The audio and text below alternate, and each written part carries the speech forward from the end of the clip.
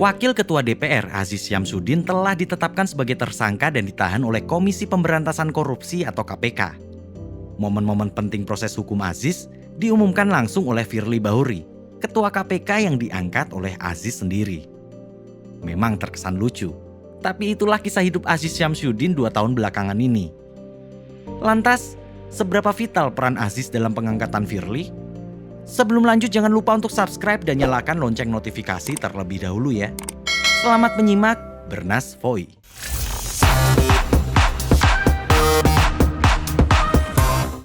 Pada Jumat 24 September malam, KPK menjemput paksa Aziz dari rumahnya di Jakarta Selatan. Penjemputan paksa ini diumumkan oleh Firly kepada wartawan.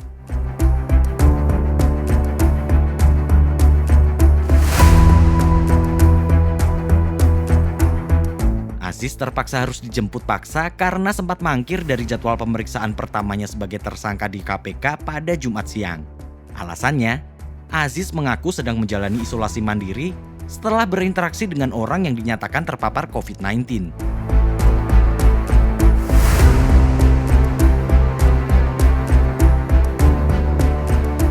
Atas hal tersebut, KPK pun mengecek kondisi Aziz dan memastikan bahwa ia non-reaktif.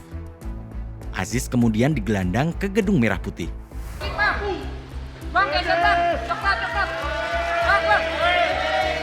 Jangan maju, jangan maju. Saat tiba di KPK, Aziz hanya bungkam. Dengan kemeja batik lengan panjang dan masker, Aziz langsung masuk ke Gedung Merah Putih untuk menjalani pemeriksaan. Usai memeriksa Aziz kurang lebih 4 jam, konferensi pers soal penahanan dan status tersangka Aziz digelar. Aziz pun memasuki ruangan menggunakan rompi oranye dengan borgol di tangan.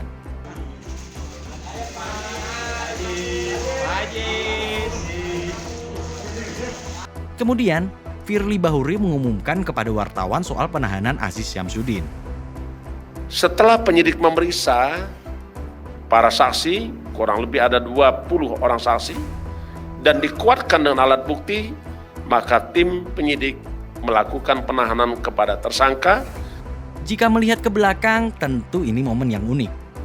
Bagaimana tidak, peran Aziz Syamsuddin vital dalam pengangkatan Firly sebagai Ketua KPK. Kala itu Aziz masih menjabat sebagai Ketua Komisi 3 DPR RI. Pada 12 September malam hingga 13 September 2019 dini hari, KPK memilih 5 nama pimpinan KPK melalui voting. Sebelum voting, Komisi 3 sempat mengadakan rapat tertutup selama 30 menit. Skema pemilihan lewat voting saat itu disepakati sekitar pukul 23:40 waktu Indonesia bagian Barat. Hasil voting kemudian menetapkan nama Firly Bahuri, Alexander Marwata, Nurul Gufron, Lili Pintauli Siregar, dan Nawawi Pomolango. Aziz Syamsuddin lah yang kemudian menetapkan aturan main dalam voting. Selain menetapkan aturan main, Aziz yang kala itu berperan sebagai pimpinan rapat juga bertugas memandu pemungutan suara. Mekanismenya Bapak Ibu, kita memilih 5 dari 10. Putaran, ya wajib memilih 5. Kalau ada yang memilih 6, kita nyatakan gugur kertas suara itu. Milih 4, tetap kita pakai. Berarti dia tidak menggunakan satu hak yang akan dia gunakan. Hasil voting tersebut yang membuat Firly terpilih sebagai Ketua KPK periode 2019 hingga 2023. Menyepakati untuk menjabat pimpinan Ketua Komisi Pemberantasan Korupsi masa bakti 2019-2023 sebagai Ketua. Yang pertama adalah Saudara Firly Bahuri Dr. Andes MSI.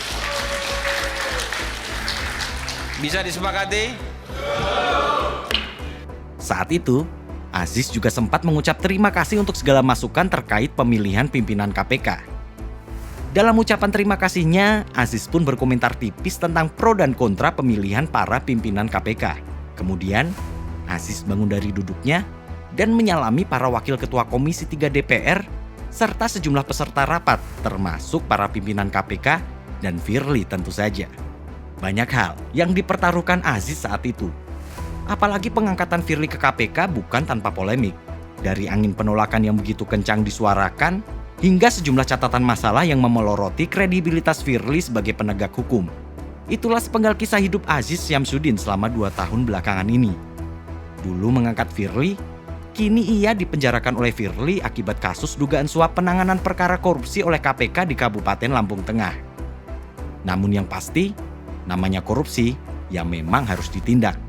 Meski orang tersebut adalah orang yang paling dekat dengan kita. Bagaimana menurut kamu? Silakan isi kolom komentar dan bagikan video ini ya. Dan jangan lupa untuk baca Bernas Voi lainnya.